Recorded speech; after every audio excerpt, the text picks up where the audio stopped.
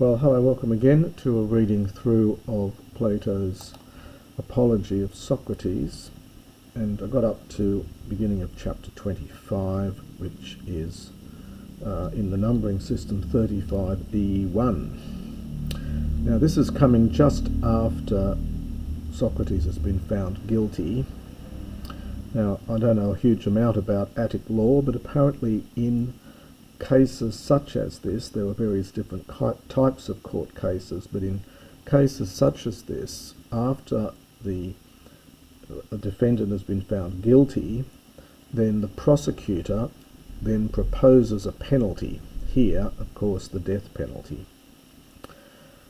And then the defendant is then offered the right to suggest an alternative penalty.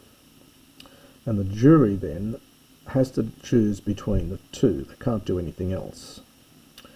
So on the one hand, Miletus has called for the death penalty, and as we'll see, Socrates, well, he really does himself no service by proposing a paltry penalty. He says, I haven't got much money, and he doesn't propose any sort of penalty really at all. And then, of course, the jury has to make a decision between the two, and of course we all know the outcome of that. So he says here, Tomin me agonactain o andres athenaioi, epi tuto to gegenoti hotimu catipse physeste, alla temoi pala sumbalatai. So I'll just pause it there. Now we get this is a funny little section up here, but and it's loosely connected with this sumbalatai, but when you see a comma, especially in prose, it's often wise, well, we've got several commas, but it's often wise to move down after the comma and see if you can, or after several commas in fact, and see if you can link this back with something coming up a bit later. So I'm going to go down to the sumbalatai, which means to contribute. And so if I start here, I think this is the subject of sumbalatai, neuter plural singular verb. So many other things, and we're going to link in te, contribute for me so as not to be indignant. You can take this separately as a kind of infinitive absolute, so as to my not feeling indignant or something, but it is, you can tie it back with this verb, I think. So many other things contribute to me not feeling indignant, O men of Athens, at this thing which has happened. We're getting lots of the verbs from gignomai here. We're going to see more of these here. So this is a perfect participle at this thing which has happened, and to top gegenos, the thing which has happened, also has not happened unexpectedly to me, or perhaps has not the thing which has happened has not been a thing unexpected. This could be just agreeing with the to top, or it could be adverbial here. In other words, I knew this was coming. Alapolu malon thomasdo hekateron ton psephon ton gegonota arithmon. But I am amazed, I'm much more amazed at the number or the count which has taken place. Another same, all from these are all perfect participles from gignomai. Hekateron, literally from both sides of the votes, that is, from each side of the vote, in other words, the fors and againsts. So I'm much more amazed at the count that has occurred from each side of the vote, or literally from both sides of the votes. Uga oyamen egoge huto pa oligon esesthai alapa polu. For I did not I indeed, it's very emphatic, ego ge, I indeed did not think it to be literally thus within so little. So, in other words, I did not think that, understand the majority vote, that the minority vote, no, I've got it wrong again, the majority vote would be so little, but rather it would be much more. So it's funny use of para here. It's got this idea of within or so on. It's just best to translate it idiomatically. So I did not think that that is the majority vote, would be so little, but it would be much more. Now, in fact, as I mentioned before, the voting was 281 against and 224. That makes a total of 501. So there's usually 500 plus the extra one, I suppose, to make sure there's no tie.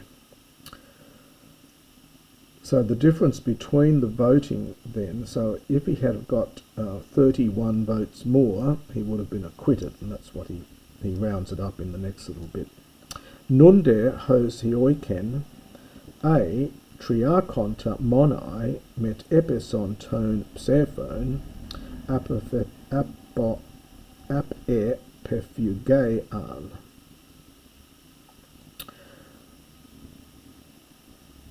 Now this is, but now, as it seems, if only 30 of the votes met epison from metapipto, literally had fallen to the other side or changed sides, so if only 30 of the votes had been for the other side, I would have been acquitted. This is a, it's a pluperfect with an, probably not subjunctive, but just it's a pluperfect. I would have been in the state of having been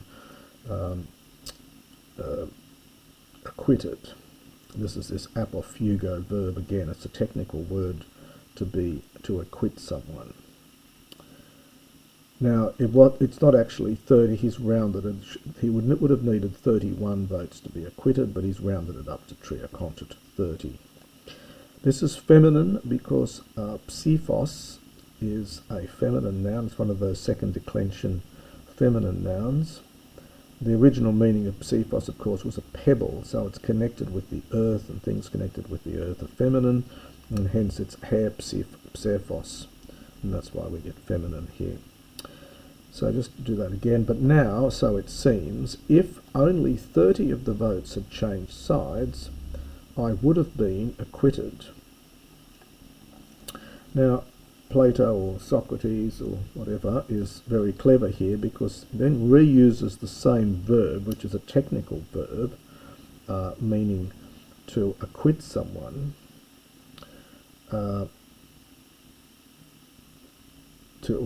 it's to escape, to be acquitted, and he uses it here just in its normal sense, to have escaped. So he's basically saying, I wasn't acquitted, but I have escaped.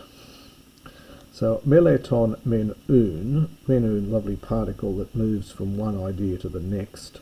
Hos emoidoko, kai nun apo pefuga, kai umonon apo pefuga, alapanti delon tutoge, hoti eme anebe anutos, kai lukon categoresantes emu, kan ofle kilias drachmas, u metalabone topempton meros ton psephone.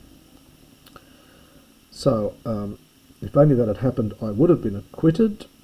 Therefore, but on the other hand, almost, it's menun, therefore, so it seems to me, I have now escaped from Miletus.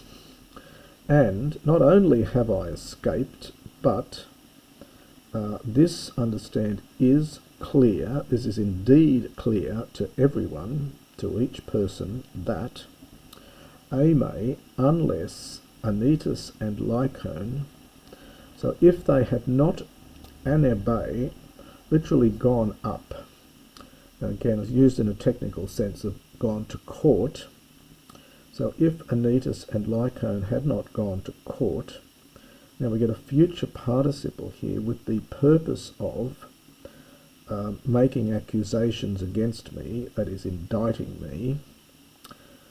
Khan for kai an. Ofle is from the verb ofliscano. And if you take out the skut and the an, you get the root of ul, and this is the aorist. Ofliscano is to incur a fine or a debt.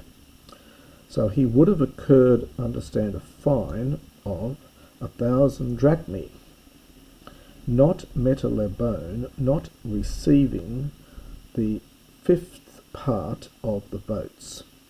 So under Attic law, if you took someone to court and you got less than a fifth of the votes, which here would have been 100 or perhaps 101, if you got less than that, then you got fined 1,000 drachmae. That was to stop vexatious court cases. So he says, if I had been acquitted, if the vote had been less than a fifth, he would have incurred a fine of 1,000 drachmae, not receiving the fifth portion of the votes. That's a very short section, and in the next section he's going to offer his suggestion for a penalty, which of course is so negligible that the court of course then accepts Miletus's penalty.